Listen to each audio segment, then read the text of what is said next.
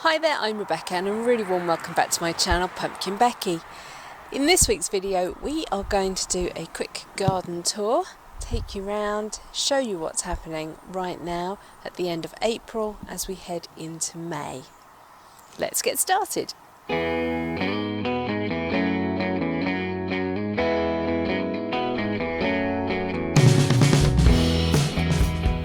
We'll start as usual along by the raspberries. They don't get an awful lot of light down here. This is a bit of a wind tunnel as well. Here are a couple of tubs of daffodils that I've just moved out of the way. I've got some currant bushes, a raspberry that shouldn't be there, my gooseberries.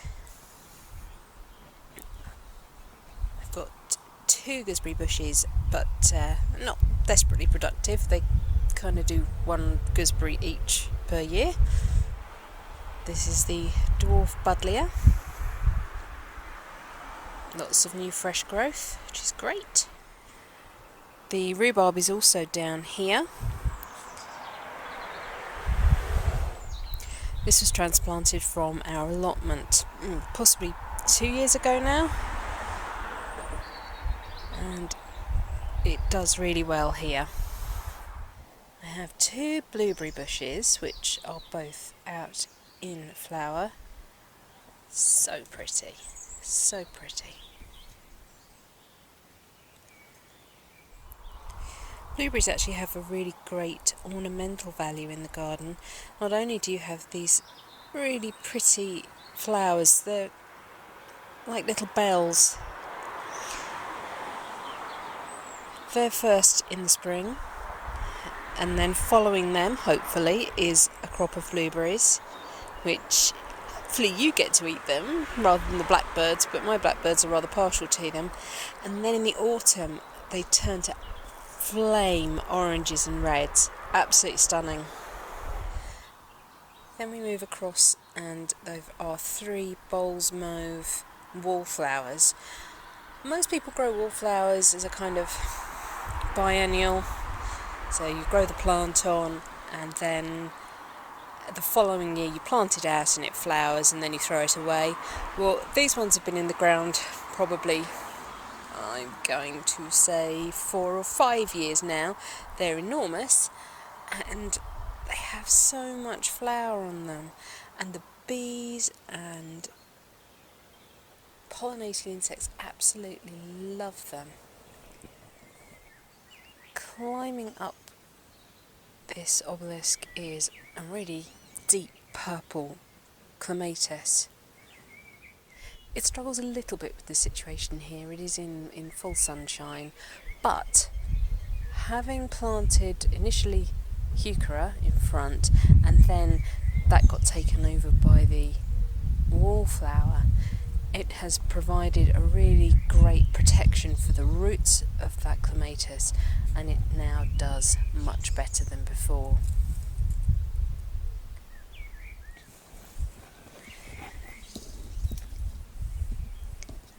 Here is a wild and free Katie.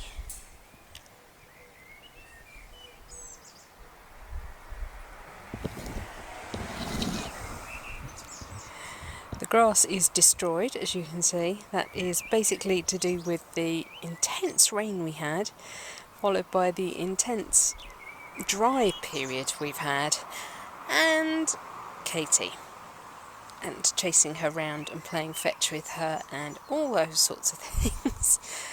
Yeah. Still, I'd rather have her than a lawn, so... Katie, you've got a broken ear. What's going on?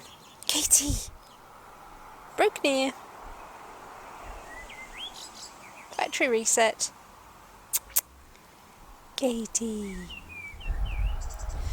This little creeping phlox has never done so well either.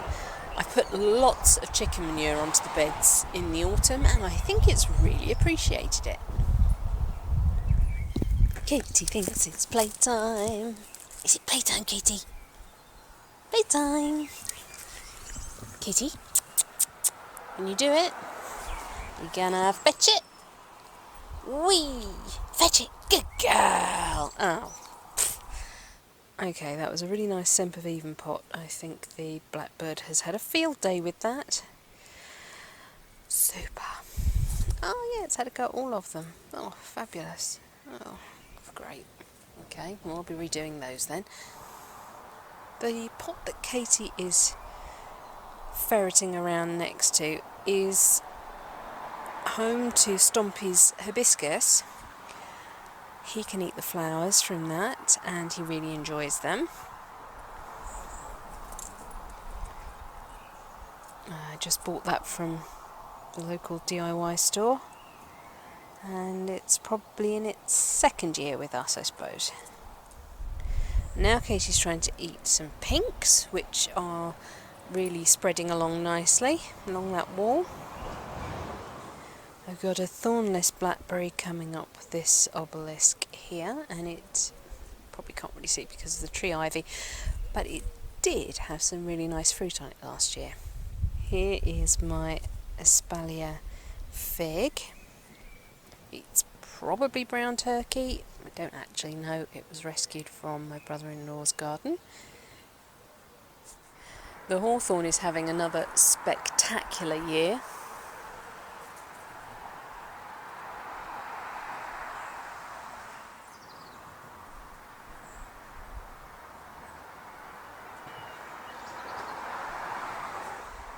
I've got some purple irises in bud right now, and they stand next to what I think is elephant garlic. I put it in because I ran out of bed space, and then I couldn't remember whether it was edible or whether it was an actual allium. I'm pretty sure it is actually elephant garlic. It has very big flowers on it, but they're not desperately pretty. They are a classic allium globe shape, but they're obviously not bred for looking pretty. Next to that is some oregano and marjoram, and that's a fairly silly place to put it because it's under the hawthorn tree and the birds like to poop all over it, so we don't ever actually harvest any of that to eat, which is a waste. But what I will do is maybe divide this clump and replant some round where the chives and the mint are.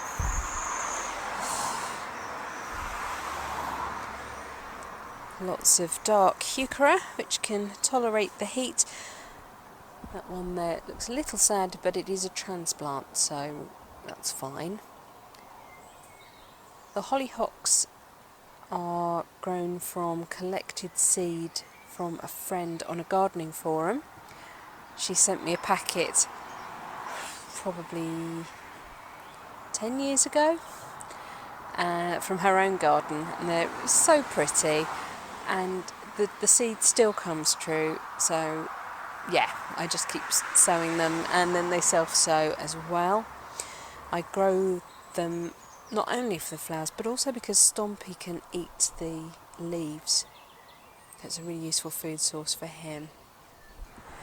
Continuing on, there are more hollyhocks in this bed, and then right at the back is a really sweet little shrub with pretty purpley flowers.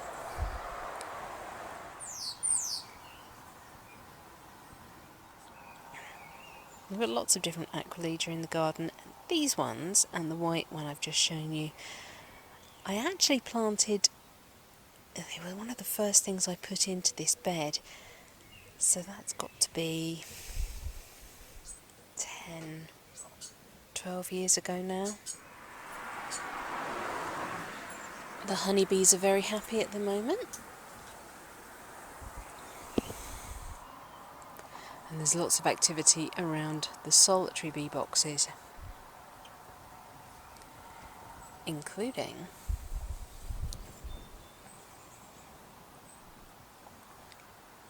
if I can remember which one it's in. Oh, there she is.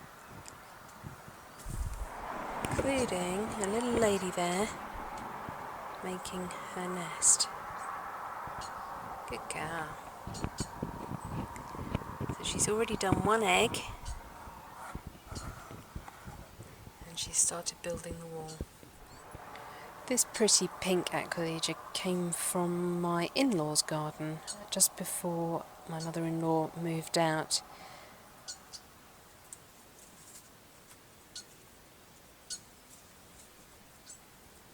They love their garden very much, and it is an honour to have part of it here in our garden. Heuchera Peach Crisp seems very happy in her new position here under the bee box.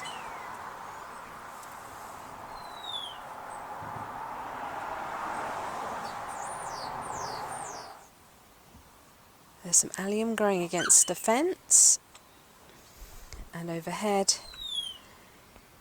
is the third of our grapevines.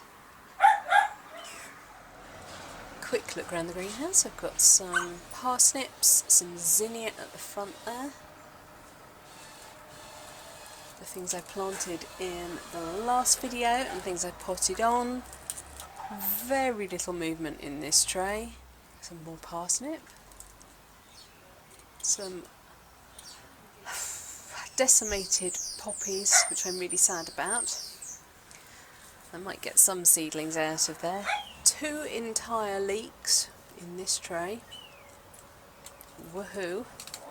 Nothing in this tray. My meteor peas obviously need to be thrown away.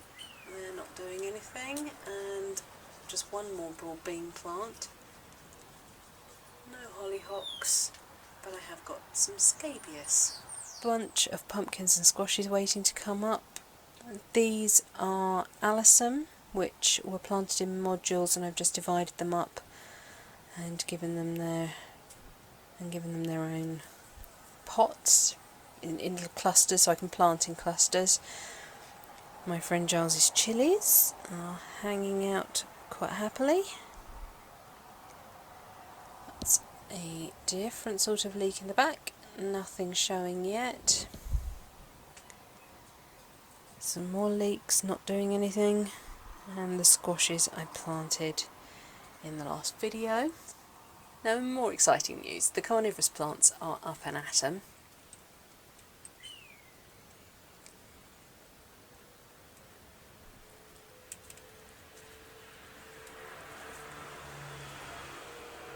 And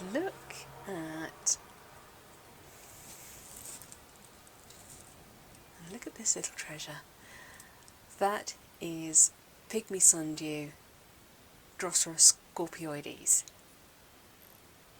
Isn't that gorgeous? I had no idea what the flower was going to look like. I'm in love.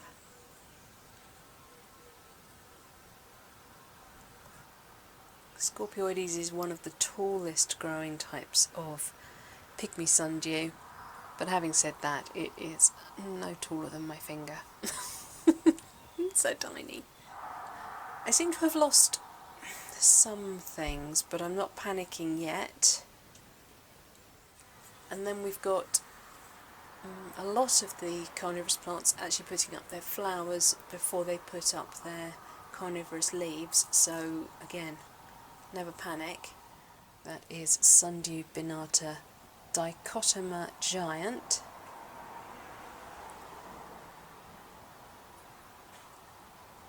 It's unfurling its forked leaves. This is Sarracenia rubra golfensis Yellow River, and it is particularly huge. It's put up lots of new traps, so that's exciting. Got some randomness going on in this pot.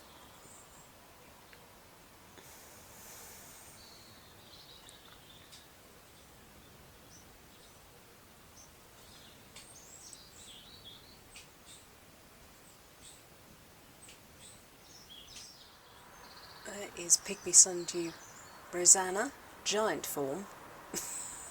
Again, it is absolutely minute. And you might be wondering how my gemme have done. Mixed results. Scorpioides have been outstanding. They were the first to come up and they are the densest population. Rosiana and Pulcella are a bit more spotty in their germination, but I've got plants, so I cannot argue with that. I've got some Ami Visnaga seedlings growing. There are my broad beans which were transplanted, my beetroot, I've got some peas. George's garden has taken a little bit of a beating over winter. I did give everything a good prune back, added some extra compost. The blackbirds keep coming and digging it up, so it's struggling a little bit, but George is still okay.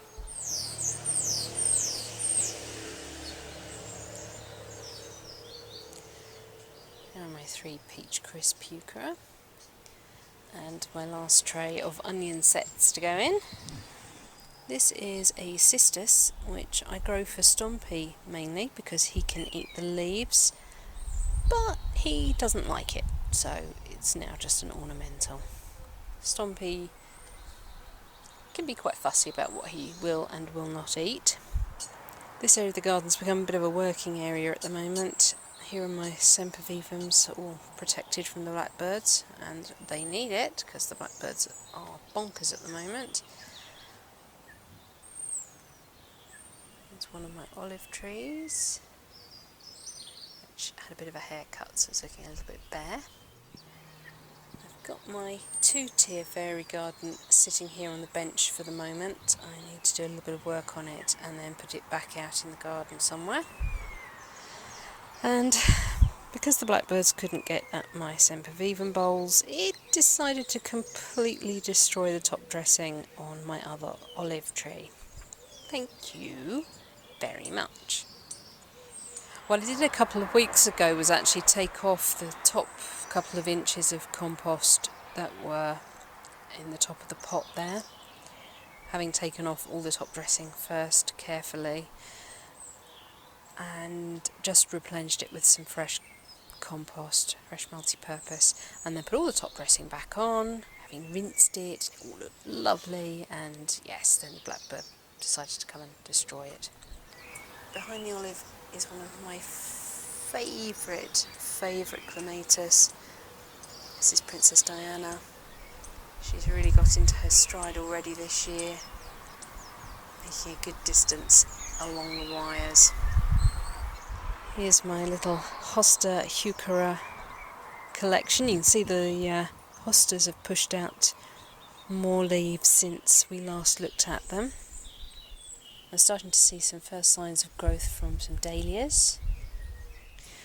These are all Stompy's food plants. Again, some days he'll eat things, some days he won't. He's a very fickle little soul. Here's my little Easter fairy garden. I took most of the decorative elements inside.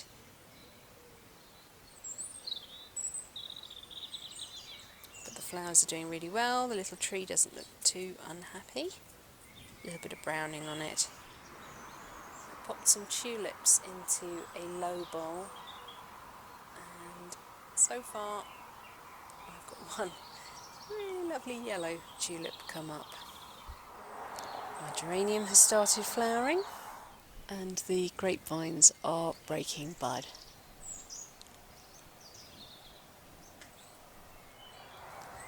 I've got 3 nice stems of asparagus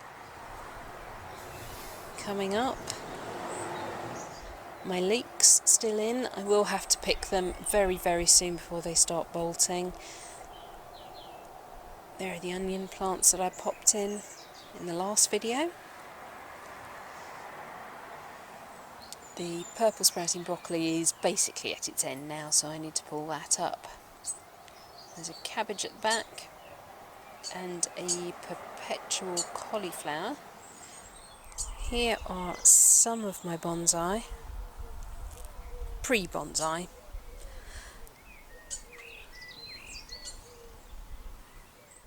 Got a little oak tree there, which was from my parents' garden. Some of my Norway spruce, which didn't make their way into the forest planting. There's a little zelkova there, some crabapple seedlings. There's my little forest, pushing out lovely new buds. Some yew. Another little Norway spruce, which has put on some new growth. Some beech. Some kinomales. It's another beech which is taking its sweet time pushing its leaves out. That is a calicarpa or beautyberry. My olive. A mulberry.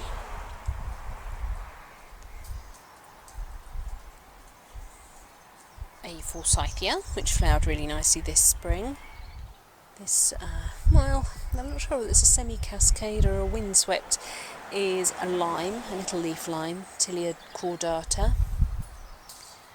I've got a rowan. Another little leaf lime at the back there. My very handsome little eBay hazel. There is my flowering cherry Kojo no May, which has finished flowering. I've got a pyracantha, which is about to flower. A few box trees. A couple of bits of privet which I found and bunged in, literally. There's a tiny hawthorn there. And one of my larch. There's my Chinese quince. And my pistachio. I've had a day off work today, so I have taken some time to unwire all my maples.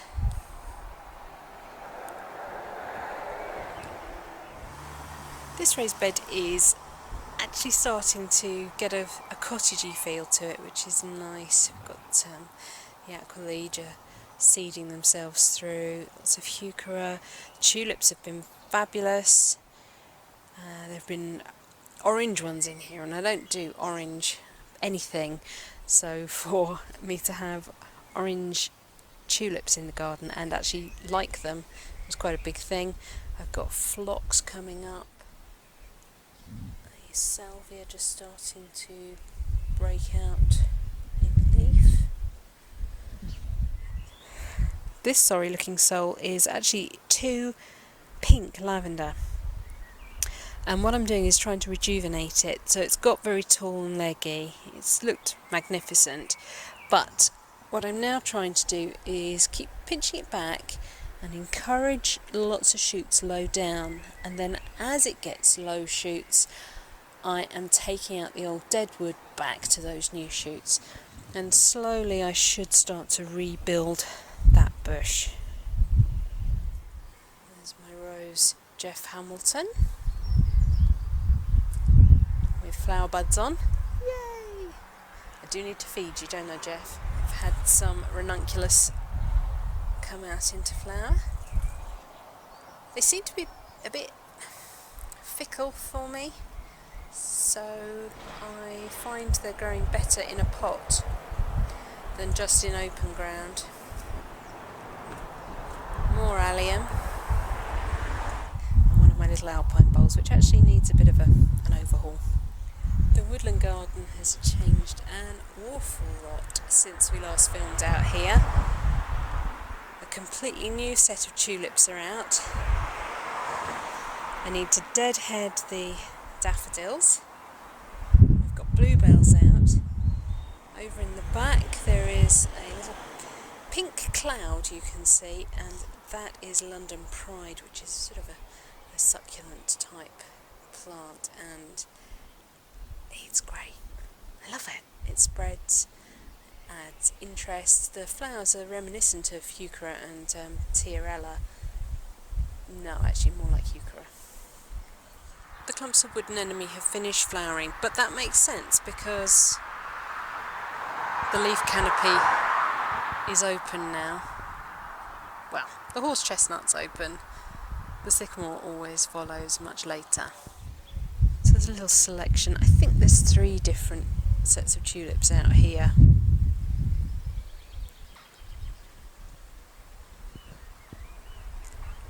The hellebores have finished flowering and set seed, but now we've got the peony, promising colour.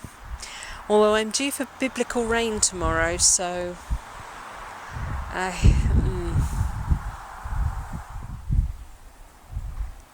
epimedium are flowering, and the begonia, and look at the ceanothus. Here's the one that I massively chopped back, doing beautifully and in full flower. The bees are loving it. On Monday evening, it's now Sunday morning. It had been very dry for a long time, and we'd been starting to really deplete our reserves of rainwater, which I use very specifically for the carnivorous plants in the greenhouse. This is our really big water butt, which is right next to the summer house. This is where the water level was on Monday evening, just when I shot the video, which is very worrying. That's very low.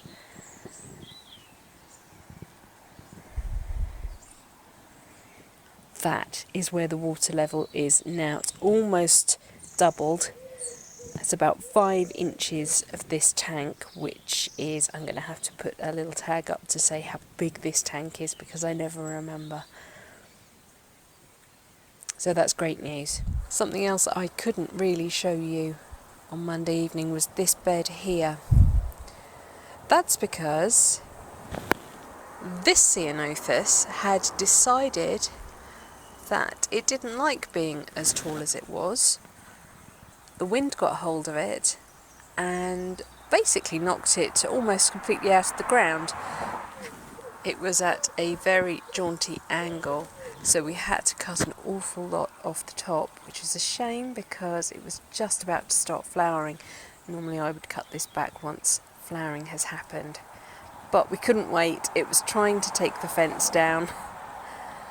Yeah, I really had to get on that quickly, so we chopped a lot off. But it looks better. It's now strapped back to the fence again, and drama over.